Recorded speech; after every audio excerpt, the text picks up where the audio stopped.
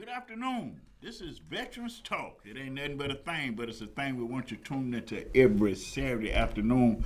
I'm Elsa McGee, your host, and I'm back here today in full form, working with one arm, but still here, trying to do the same thing we've been trying to do ever since we started the show, trying to make sense out of a sensitive situation called the plight of veterans in the USA. And the USA with the plight of veterans. Now, we have been all over everywhere doing everything, but I got my sidekicks with me today, and Tisha's back. So let me start off with you, baby. Good to see you. Good to have you back. Good to see you. And, we've been trying to get people to understand that we're not just talking about the issues. We got some solutions. We got some help.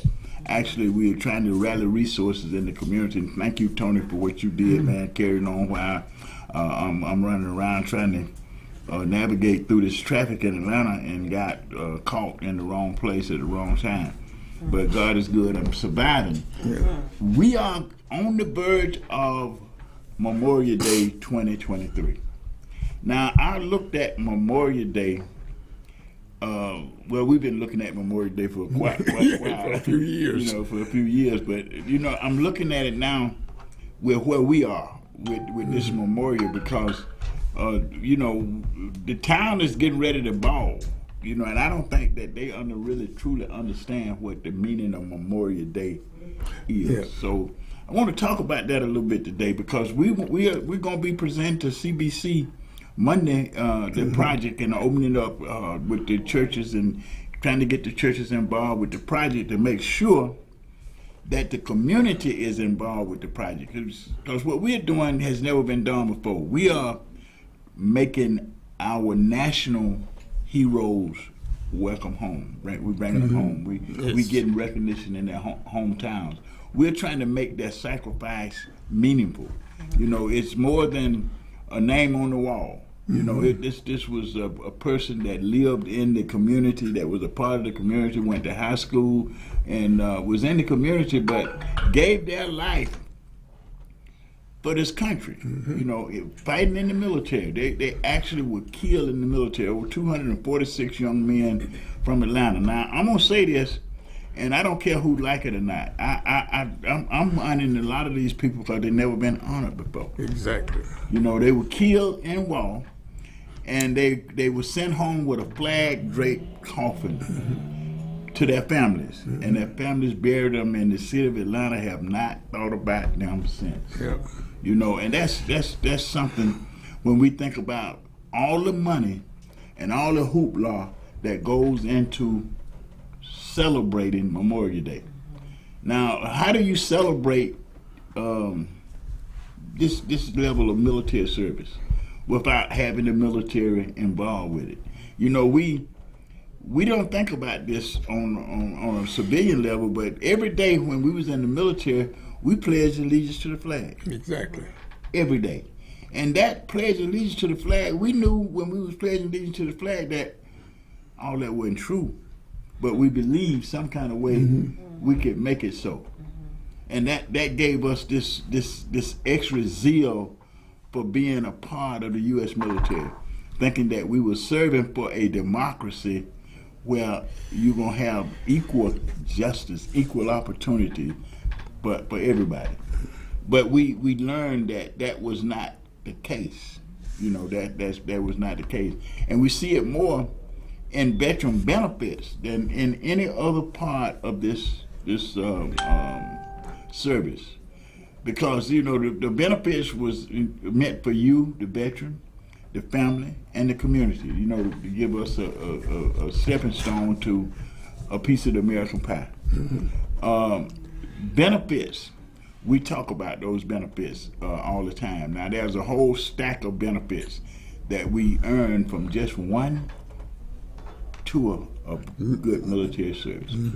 And that's a home loan, which is one of the things that VA says is underused more than any other benefit that we have, is the home loan. And we got homeless veterans in this country. See, so what we've been doing is looking at how to identify these benefits and connect them with the veterans in the community. Now, I did something that I want to share today because I hear a lot of people paying rent. We got a lot of veterans paying rent. But actually, mortgage is cheaper than rent. Yes. You know, mortgage is cheaper than rent. If you are in the city of Atlanta right now, if you rent a 3-bedroom apartment, you're paying $1,200 to $1,500 a month, depending on what section of town. If you got a 4-bedroom, you got $2,200 a month. A 5-bedroom, you paying roughly pretty close to $30,000 a month. A mortgage, you would not get over $2,000 a month. Yeah. But you know, these benefits have been denied us because of a credit system, you know, a monetary system that we work in every day, but we don't have any control over because the wealth in this country, like it's in the world right now, 2% of the population control 90% of the wealth. So that's choking the rest of us down. But what I learned at 75 years old, this Thursday, I bought a house. Congratulations. I closed on the house because awesome. I want to make sure that we can encourage other veterans to do the same. Yeah. Because if you got a mortgage, it's not going up, it can only come down. Yeah. You know, so we need to make sure veterans and their families understand the magnitude of these benefits. Every year, this year, over $300 billion budget for the VA. 300 billion. That's B with billion. Yes. Now, what the VA project is that it's for all veterans, right? But less than 10% of those that serve ever use the VA. The VA period. Any benefits from In the VA? any part of the VA, except. And why is that, do you think? Well, because most of them don't, you know, you got a large part of the population that don't have the economic need. They come in, I'm going to give, for instance, when I went into the military, I was already buying a home. Oh, wow. You know, because I came out of that family structure where you don't pay rent, you know, you done got grown, you know, you need to get you a mortgage, you know, you don't get to get the rent, you pay somebody else's equity, you building equity for somebody else and not yourself. But you have a lot of people, especially those of a different hue, going into the military. They already got properties and they got stuff, so they don't come back needing the VA the way that some part of the population do, particularly veterans of color. And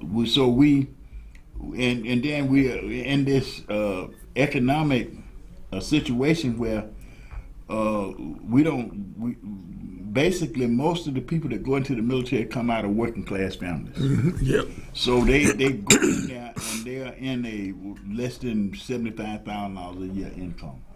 So those are the people that usually wind up needing the VA. And we don't get those benefits the way they got it with the home loan benefits. You got to have a certain credit score. And other stipulations too. I think that's what's stopping me, because I used my VA loan, but it's like it didn't stop the challenges that came with obtaining that loan. You still had to make sure your credit was good. You still had to provide all these bank stuff and pay that you're getting paid. Like a lot of veterans don't have access to that to even prove that they have an income coming in. Yes, so there's still red flags. And the one thing that helped me through the process, I'm glad you pointed that out to you, was the fact that I had an income, an established income, which is my disability benefits, which I earned from being wounded in combat and being exposed to Agent Orange and reaching a point where those disabilities had something to do with my capacity to maintain, employment. And you know, I was in a different situation because I was at the VA. I was working at the VA. So working at the VA, and I was 70% service-connected disabled. So when my disability gotten worse, I was already in a predicament where I knew that I could get that extra income, and for me and my family. So I was able to do it. But you got literally millions of veterans of color that don't know how to go about You just have to doing that. know how to work that system Yes. Work the first. system. before You even got to take know how to advantage of work the system. That's what we've been doing and trying to get this stuff done in a way that the whole community need to know about this, because see, this is actually in my book I was talking about short change. This is what I'm talking about. When we serve and we don't get this benefit for ourselves and our family, we're actually being short changed. Right. And we need to kind of try to find ways to overcome that. So I went out and got a home loan. And let me tell you something. The standard market part is that you have to have a 640.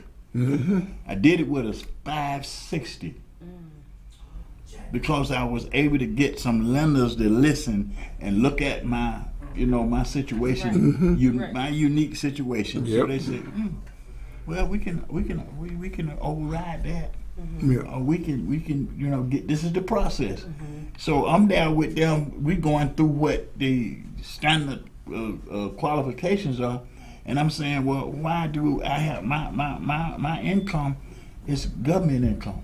It's guaranteed. Guaranteed. Yeah. It's guaranteed. So they start looking at this is. Yeah. But you still had these other responsibilities that I didn't know about when I got in the process, like paying points to get your loan, paying fees, and loans, Right. and all this To stuff. get 'em lowered Now they down. say no money down, but I wound up having to come up with $4,700 to actually get into the house. And that's another red tape. A lot of veterans don't have. It's a just lot of staff red like that. tape. So what I did now, out of pocket, I had to come up with $1,800. The rest of it, I was able to get them to rewrite the application. Yeah, because sometimes it's automated, but when you get an underwriter, actual human to look and say, well, that these are manually different circumstances. wrote Right. up my stain. Yeah. They took my positives and overrode my negatives. And that got me in a home at 75. First time I ever used the VA benefit. And I want to do it because, we got a lot of people out there thinking that age stops the benefits. Right. You're never too old to use your VA benefits. Exactly. To get that stepping stone Yeah. for yourself and for your family. That's a great message. So we need to start looking at these benefits. Now my next role, I'm going to that 740, because at 740 I can go to a VA and get a business loan of up to $5,000 to start my business. We need to make sure and model what we're talking about in these. Now I mean at 70, it'll be 76 when I get that loan, but it's no time limit on it. And I told my family, well, we're gonna get the money. If I put it in the bank and die the next day, y'all can fight over it. And we have the drama like we always do when there's little money around. If you ain't got Get a will, and a trust. You want to start there, so there's no fighting. Yeah. But we have to get these benefits to the community. Yes. I mean, literally, especially now when the economy is so hard for us, and inflation is eating up the cost of living what we get every day. So veterans need to not just get the the home loan, they need to get the business loan as well, so that they can get the income. Yeah. To me. Have the business loan with a plan, right? Because you don't want to just put yourself further in debt.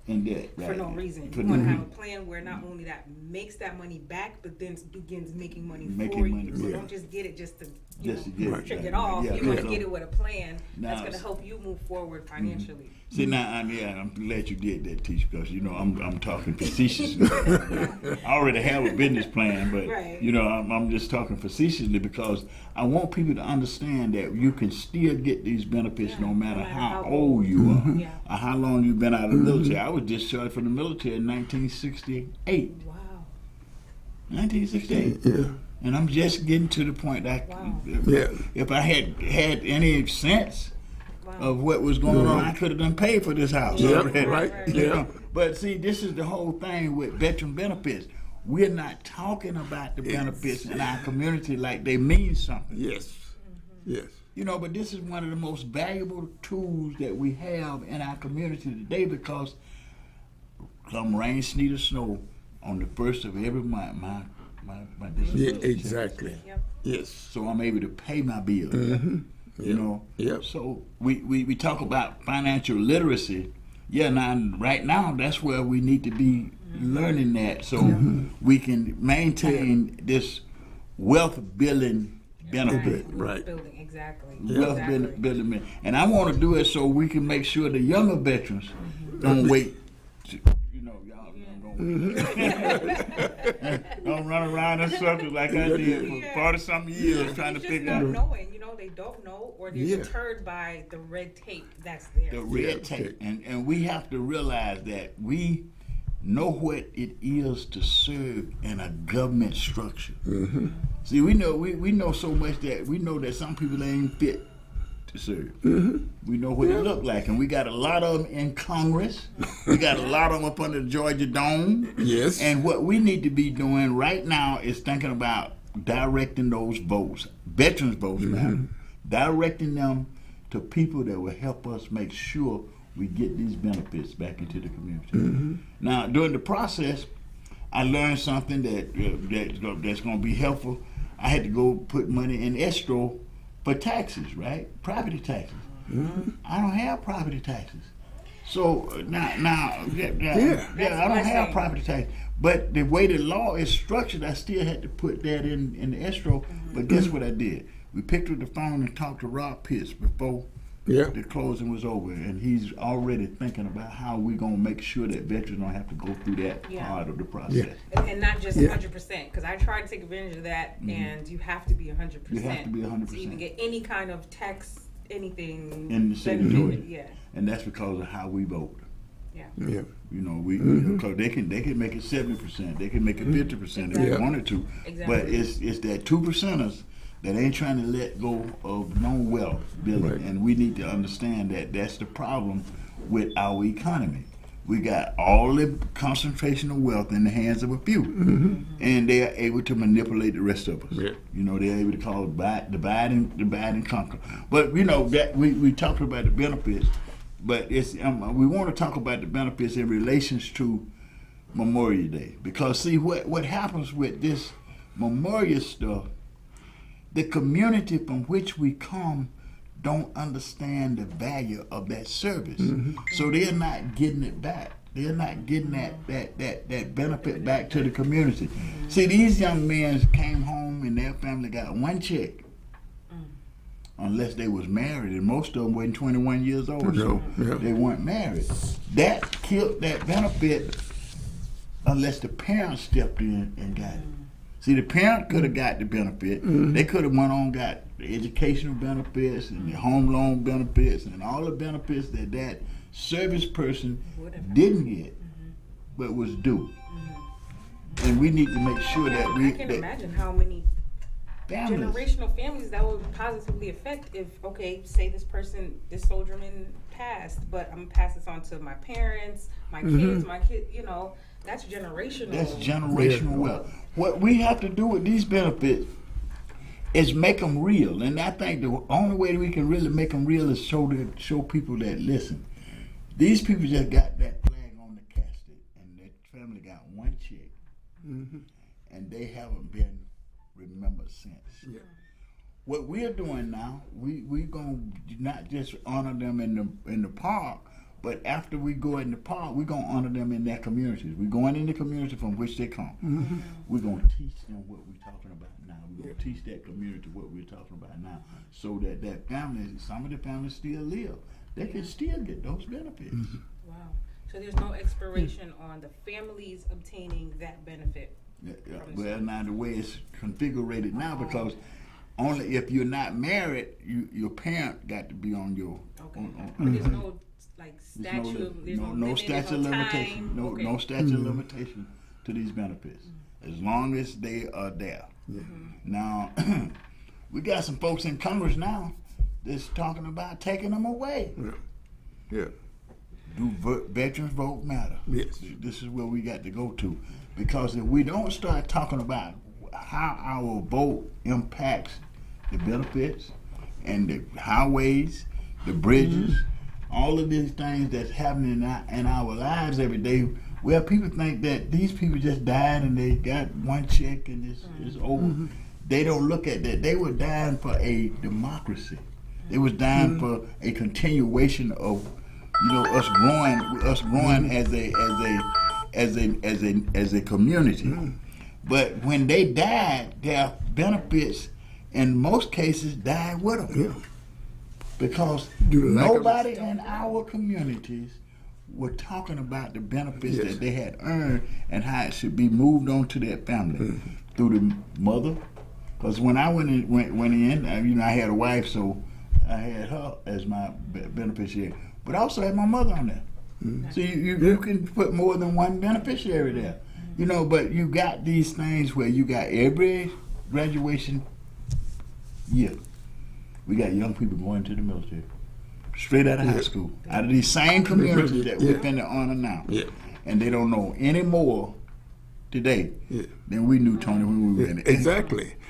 And that's why it is so important, once this memorial built, that we go into the community and so that we can talk to these veterans before they go into the military. If they're considering going into the military, let me explain some of the benefits you have. Because like what you just said, I was not aware of it. But now we know, and we can talk to them before they get in. We have to, because see, that means that we forgot them. Yes, and we served with them. We didn't forget them. Yeah, we didn't forget what they pledged allegiance to. Yeah, in other words, like they're gone, it don't mean nothing. It have to mean something. That's why we celebrate Memorial Day. Yes, we have to make sure people understand that these benefits could make sure that some people up under the bridge downtown wouldn't be there. Yeah, I think the problem is people just don't care anymore. Well, I think people have taken Memorial Day as a day off work where I'm gonna go make some hot dogs. They're not thinking about us at all. And I think that's where where our vote comes in, where our power, where our unity comes in. Like we're here, we want that same respect. We're gonna honor this day for the fallen soldiers that we did have, fallen brothers and sisters that we did have. So I think it does take us making people care, or at least showing that we're here. We are a community, like don't ignore us. But I think people have gotten away from what Memorial Day really is. Well, I'm gonna tell you what it is. Somebody has made us a liability to the community more than an asset. You hear what I'm saying? Yeah, exactly. Who is that? Who do you think it is? Well, it's the system. It's the system of systemic racism. It's the system of systemic racism. If we look at the way the economy is constructed today, it's just like the plantation was. Economics was constructed. The master had everything. Overseer had what the master let him have. And then you had the other folks. You had other folks that, the trickle down economics. The master gave them what they wanted them to have, and that was it. That was it. So they constructed a government to make sure that they could continue to do that. But what the biggest mistake that I think they made is that we were able to learn what good service does. Back to the community. We're an asset here to this community. We're an asset all to the community. All our skills that we've learned build up the community. Up the community. And we need to, we don't need to be bashful about that. We got to, I'm going to say this. I've been doing VSOs, Veteran Service Organizations, since 1975. And most of the people that say they want to help veterans, they look at the homeless veteran. I got some property, I want to put them in my home.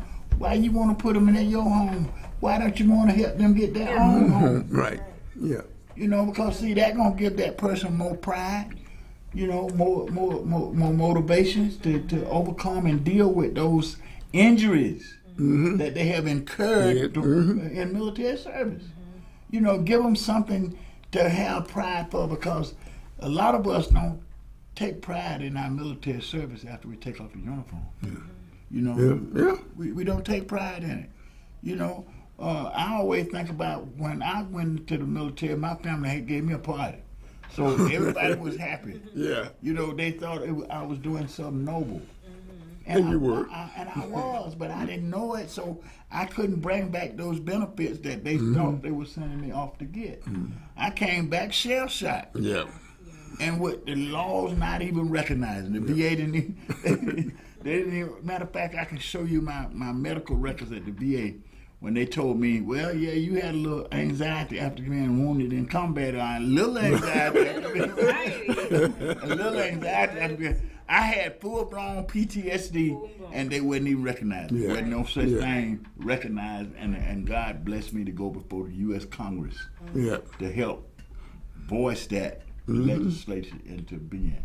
So I got a chance to experience it, and then I got a chance to get some therapy with it, even though I had some serious issues that I had to overcome. But the therapy was there because you had a few people that was concerned with it. You know, you had the colleges that was concerned with it because they, you know, and I want to say this, I had people in my community that was concerned with me, and I say this, and when I say this, I'm talking about people like Julian Barnes, who spoke out against the Vietnam War, but I lived on the same street with him, so he knew me before I went in the military. So when I came back with the issues that I got, he wrote and said, "No, this is not the young man that left Atlanta, Georgia, and went into the military." So y'all got to do something with this. Do you feel therapy helped at all? Like seriously? Yes, it helped me recognize that I had a problem. I didn't want to accept that when I first had it. Yeah. You know, it got me to accept the fact that, okay, it ain't everybody else as you. You know, and there was some people in the community that tried to reach out, which made it a little better. It made it a little better. So that I did get a lot of understanding that a lot of veterans didn't get because of the people that was in my life. Yeah. You know, and I'm saying that made a difference for me to overcome the deficits of my disability. You know, the deficits of my disability, read my book. I ain't gonna sit up here and tell you all the deficits of my disability because you get scared and you might not want to sit next to me. But, you know, that's the redemptive part. It's a story of war, crime, and redemption. Right. But that's the story of military service, not just for Vietnam era, but all military service. Eras. Yes. You know, because we go in and we incur these disabilities and the government don't even want to recognize them. They fight you. Yeah. You know, I'm going to tell you what, Rambo messed us up. Rambo messed me up because everybody was scared of me after Rambo. How you going to help somebody you're afraid? Yeah. How you going to help somebody that you're afraid of? And I was working at the VA, and these guys used to bring these T-shirts in and talk about PTSD, you know, and let people know, like, I got PTSD, so you better watch me. No, don't add to that. Right, yeah. Try to get people to understand that this is a mental condition that you can learn to manage. That's where that phrase going postal came from. Is going right, postal. Right, us, yes. You know, getting stigmatized from the trauma that we endured. Yeah. And that's why people come in and they think that we're coming back to the community all jacked up versus, okay, I have this issue, but I also have these great assets too that I can contribute. I just need some help. I need some help. Yes. Navigate this new issue with me. Because now, you know, that pride ran into service. You know, and the service was not all in an office setting. You know, it was in combat where people were killed and being killed, and somebody. They was trying to kill me. You know, so, and at 20 years old, that's a lot to process. Yes. And so when we look at the Sons of Atlanta Vietnam War Memorial, we are looking at young people coming out of this city, coming out of this county, going into the military, being injured, and the country didn't take care of them. Right. And those injuries were physical and mental. Yes. And spiritual. Emotional and spiritual. And spiritual. Yeah. Because some people went into the war zone thinking, you know, that there was a God coming out thinking ain't no God going to let you go through this. You know, you just ain't gonna be able to go through this mayhem where you got to watch people die in an instance. You know, violently die. Yes. Children die. Yeah. So we have to make sure that people understand why these benefits should matter in the community. You know, because the sacrifice that the community has already made for the benefits. You know what? Think about some of the young people that got killed in the military. What kind of contribution they could have made to their community? Right.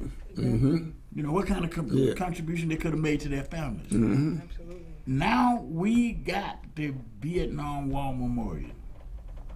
Atlanta is the last major city to do it, but you know, they always say the last can be the best. Because we're not just building a memorial, we're building a memorializing experience in the community where we're bringing these communities together based on their service, their sacrifice for their benefits. To make sure that we don't have another 58,000 young people dying in this country in the war that that they didn't want to win.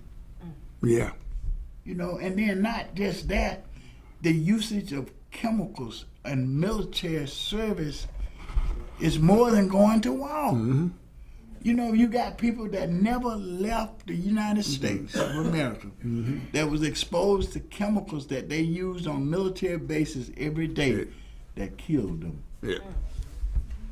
That killed them. They came home out of the military and got sick and died, and their family never really understood what happened, why they died young. We got people that coming out of the military and now in the military committing suicide on a level that it should be a crisis. You know, this is a national crisis. Absolutely. When you got 17 to 22 young people committing suicide every day, stack those bodies up. We're going to have to, you know, make sense out of a sensitive situation. Because I don't want to see the next, and let me salute my grandson that's in the military now. And I've just been informed I got 2 new entries in my family coming up. One just was born yesterday, and next week they're expecting nothing. So, you know, my family is still growing, and they have always had somebody in the military. And every family in the community has somebody in the military. And we need to respect that because only 1% of the population ever served in the military. For the rest of us, for the whole country. And I'm going to say this, we are better together. We proved this by our service. When I went into the military, and Tony, when we went into the military, we came out of a totally segregated community. But the first day we was in the military, we was in an integrated barracks. We had to learn to live together, learn together, and serve together for a common good. And we did. And not only did we do it good, you can look at the military today, it is the most diverse, most integrated part of our community. Exactly. Period. Any military base. Any military base. That don't mean they don't have some problems because they do. But you look at how they deal with their problems. They deal with us because they deal with it as a community. Now, what we got now, we can't get along with our neighbors. You know, that love that neighbor don't fit nowhere into what we dealing with today because neighbors are fighting each other. You know, so that means that our children are growing up in a kind of a segregated community with their own folks. With their own folks. So we got to bring this military experience and military service is an asset to our community in a lot of different ways. Now we're gonna have a good time Monday because we're gonna be educating the church about it. You know, when we first started the committee at CBC, I was telling people, show me your budget and I'll show you how to increase your tithes. So the preacher started listening. but let me say this here. Reverend Kenny Brew have been godsend in my life. And with veterans in our community, because he was one of the people, one of the churches that worked with veterans back in that 60s. You know, reaching out to veterans, whether they was in the community or in prison and going through mental hospitals and all the kind of stuff that we have to go through as veterans. We need the whole faith-based community to do that, because see, what we're doing is, in this is something that I think about your generation. You could look at a car and be triggered. You know, I mean, I think about the car blowing up. On the side of the highway, still to this day, if I see a car on the side of the highway, I'm thinking that could potentially blow up. I'm going all the way around from the military to make sure that I don't see. We need to know these things. We need to talk about these things in our community. So, why are these young people getting so many bad discharges? You got them Flynn brothers still in the military. You know, you think about what the Flynn brothers did. Both of them are generals, right? One of them was involved in a resurrection. Exactly. And the other one was covering it up. Yep. But they ain't been arrested yet. See, we got to make sure people understand that we serve because we are a country of laws, and those laws are supposed to be equally enforced. But we look at, we just saw something that broke my heart. This Nicholas Tyrese killing. Black police officers looking like. I prayed. Because it hurts so bad because it makes all black police officers look bad. There was one white officer in there, but it's been the word with that. They just got the 4 other ones, but there was a white one in there. That's going to show you what the media do. The media is part of this problem. Absolutely. It's part of this problem. These folks got arrested and charged faster than anybody really that ever seen. You know, I ain't seen no gangbangers ain't got charged that fast. So we need to stop and take a break, and veterans need to come together across all racial, ethnic backgrounds, because we are the only ones that are going to be able to save this democracy. The rest of us are caught up into all kind of alternate realities. Yeah. You know, that's a way to describe it. Alternate realities. Just like, I remember one time I was talking with a guy in the bar. He said, "Can I rub your skin?" I said, "Yeah, I'm trying to figure out why you want to rub my skin." Because he done been told that it rubs off. Yeah. Wow. Yep. You know, he had never been in proximity with black people to the point that he thought it'll rub off. And then rub off on him. Wow.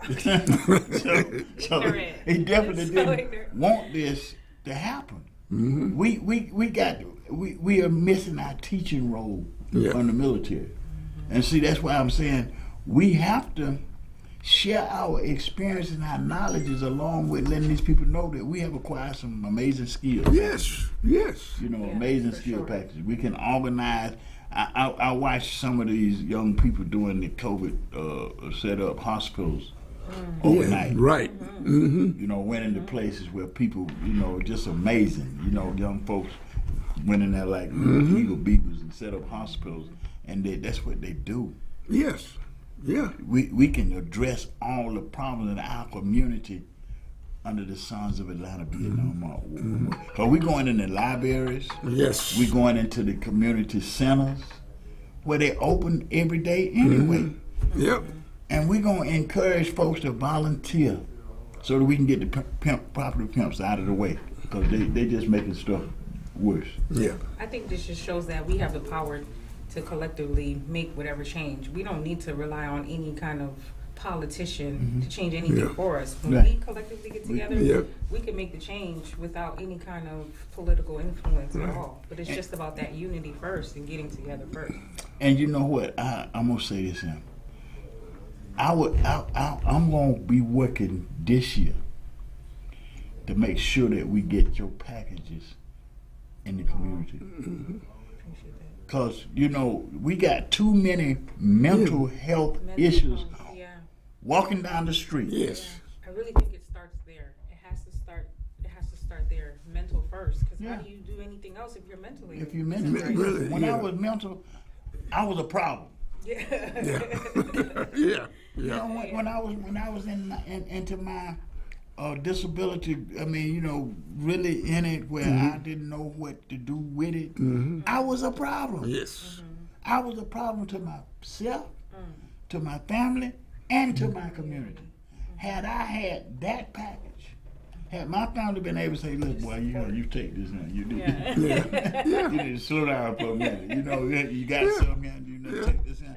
Calm you down. Get me calmed down enough so I could begin to accept the realities of my life that I've been traumatized.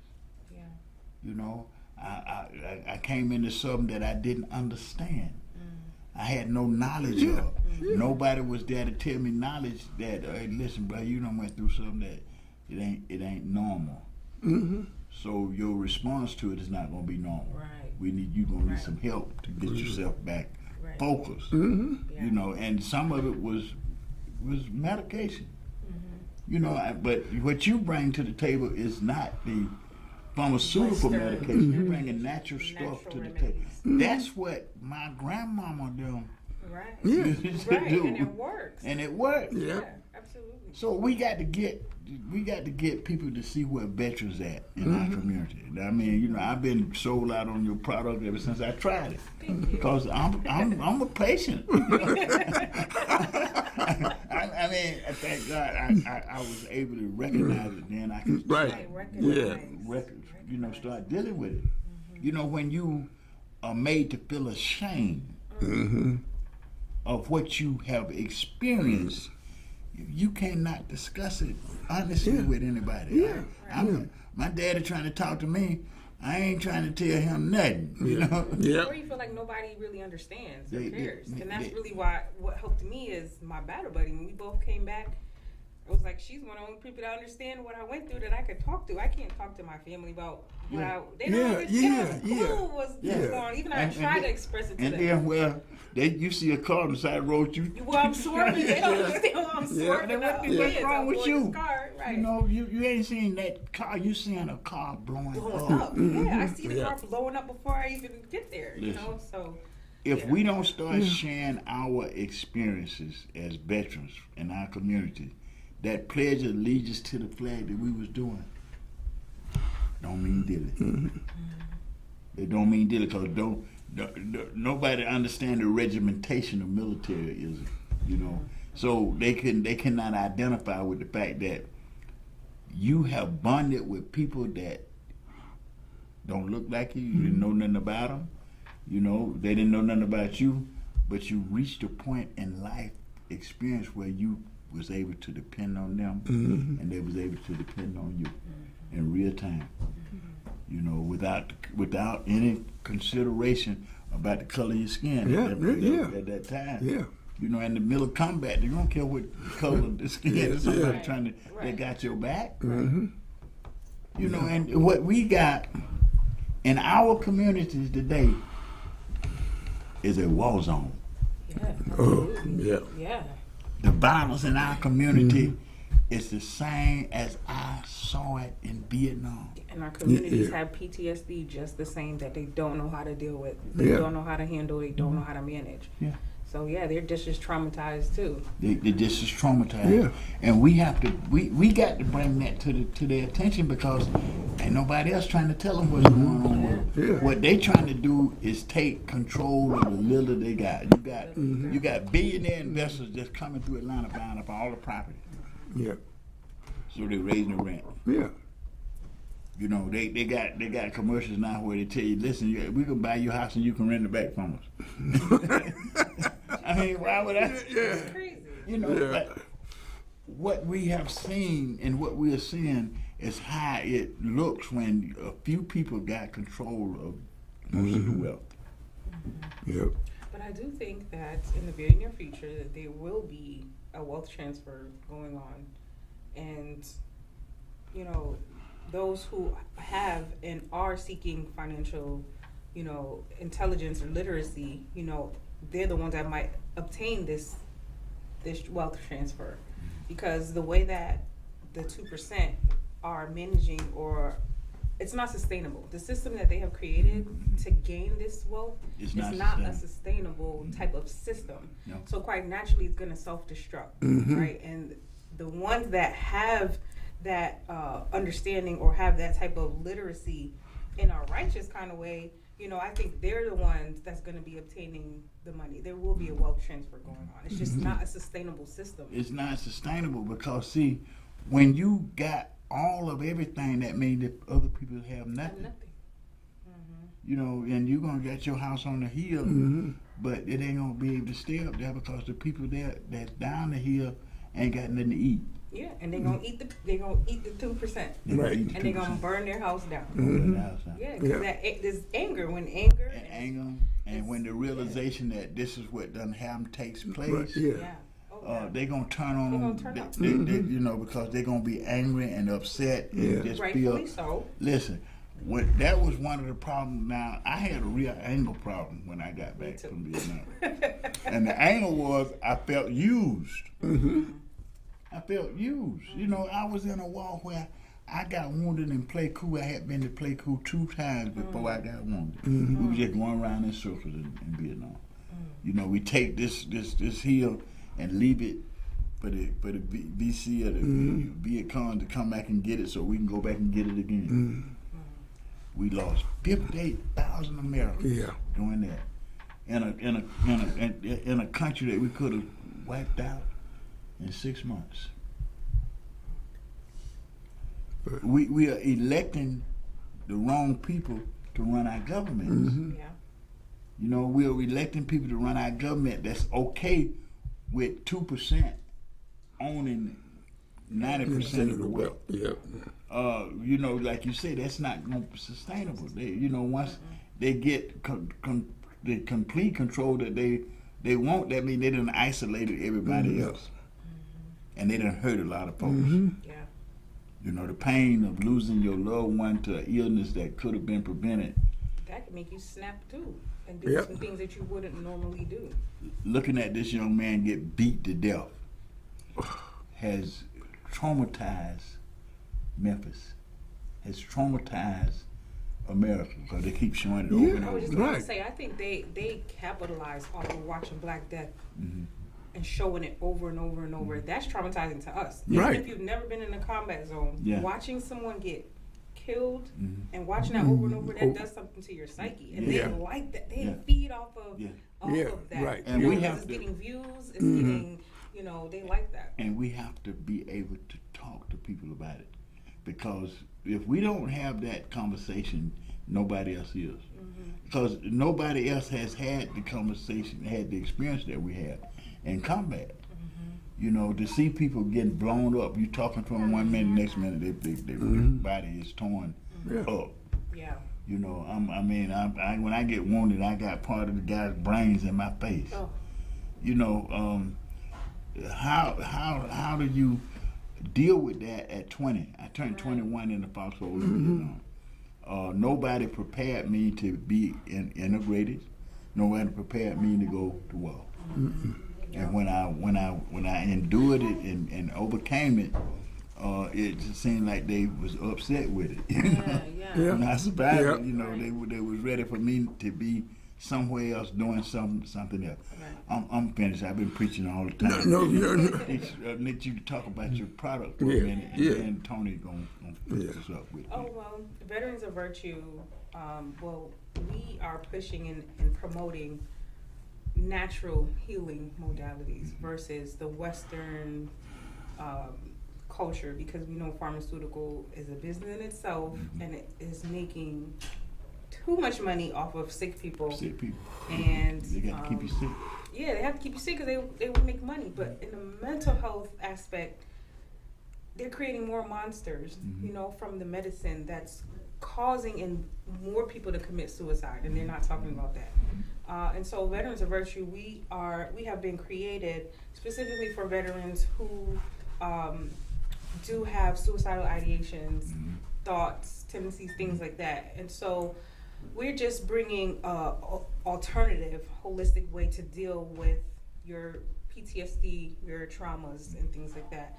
In the kit, it has what I call vitamins, because I don't like pills, but it has vitamins that literally have natural ingredients that can lower your stress levels, that can lower your cortisol levels, where you can just, okay, calm down for a second. Because even in that second, that can be a second where you're so stressed and the stress is so high that you might do something that hurts yourself. Mental illness is a bad behavior disorder. And it's a thought process that it's hard to get out of. But, once you get out of it and you look back, you can see, okay, I was just in a really high stressful moment at the time.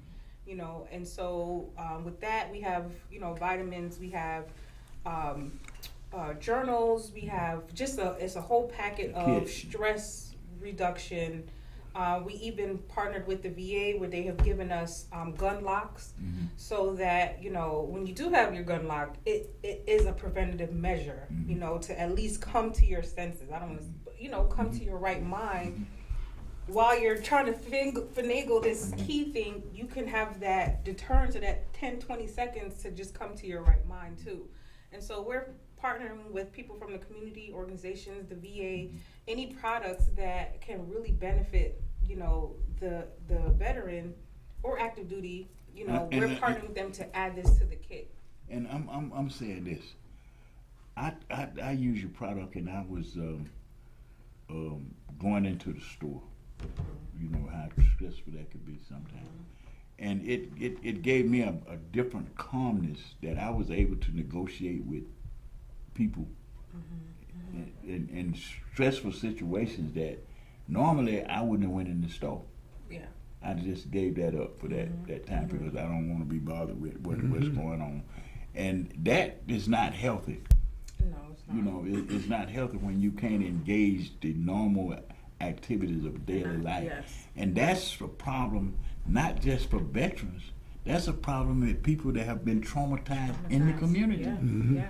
With the violence, the gun violence and stuff, and the domestic violence in our community, we got children that are traumatized before they go to school. And now children are committing suicide now. It's at a younger age. Homicide as well. And homicide, like what is going on in our community? We're living in a traumatized community. Society, for sure. It's traumatized. It's traumatizing, but there is no balance to say, okay, you're traumatized, here are some solutions. Here are some resources that can help you. And that's what we got to get in the streets in our community before we can deal with some of these other issues. Right.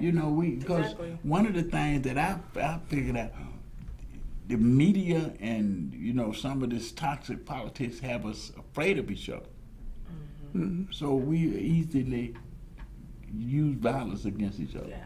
Or if we just don't agree with each other, we just completely write you off because you're in a whole political party, even if you're a veteran. Yeah. We're supposed to be together, but you have this small difference, and we're just going to completely cut you out.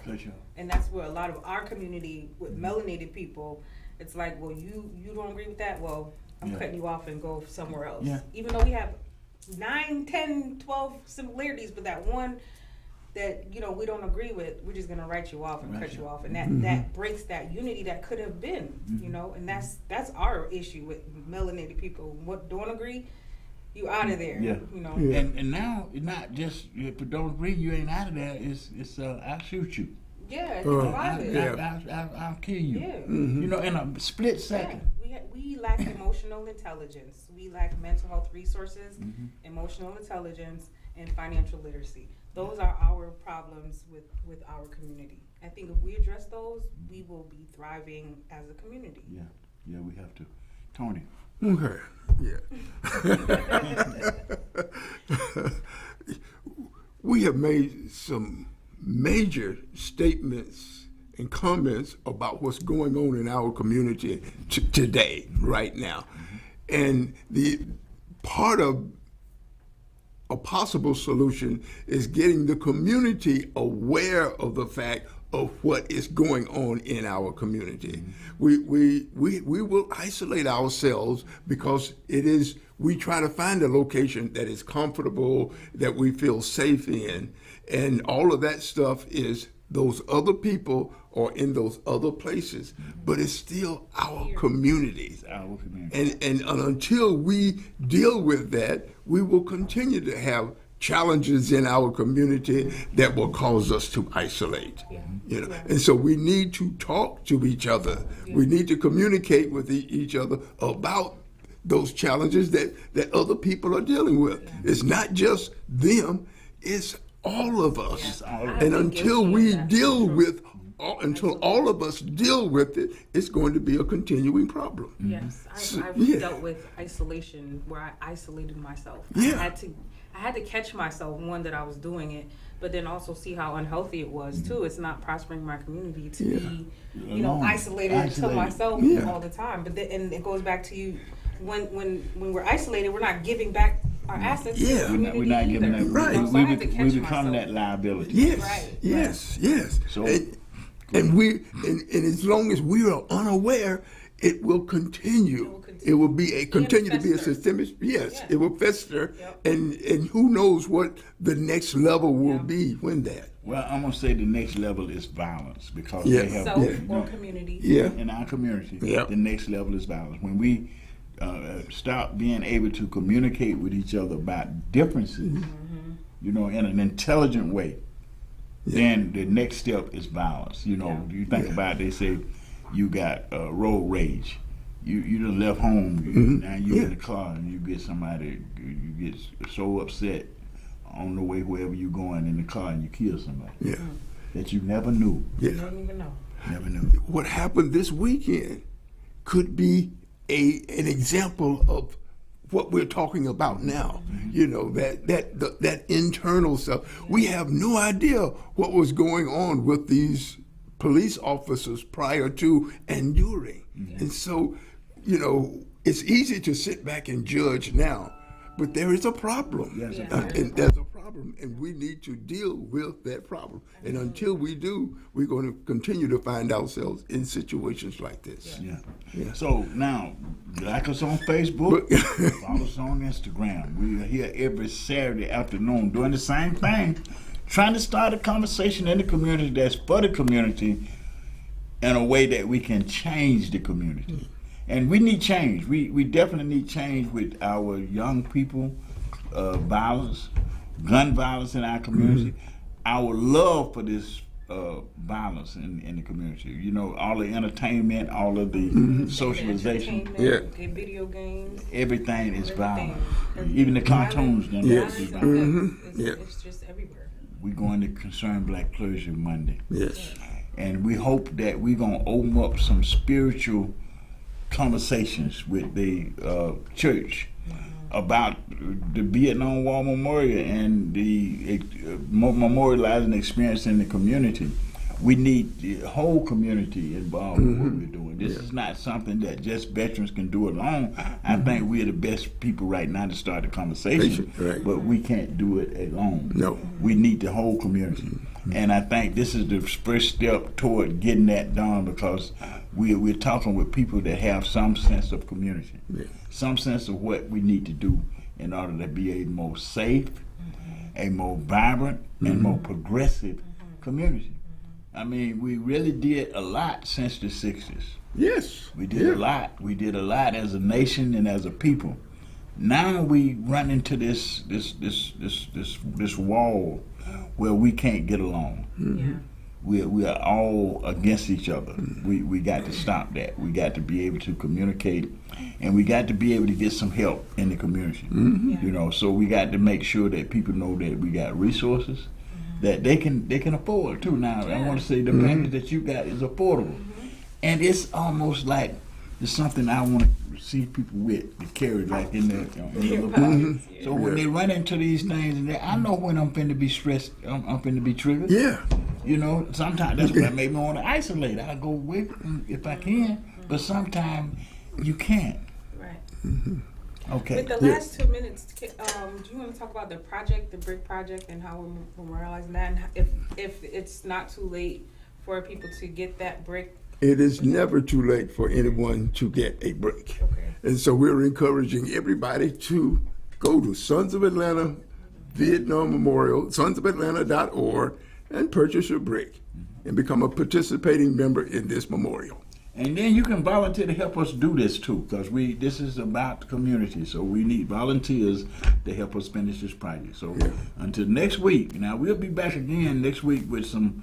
We're gonna have a couple of packages with us next week. We got to have some, because I need people to see this. Because we need to get this in the streets. Yes. You know, this is something that I know helps, and it's affordable. So we're gonna do this. We got to get it. Thank you. Thank you, Brad. All right. All right. Next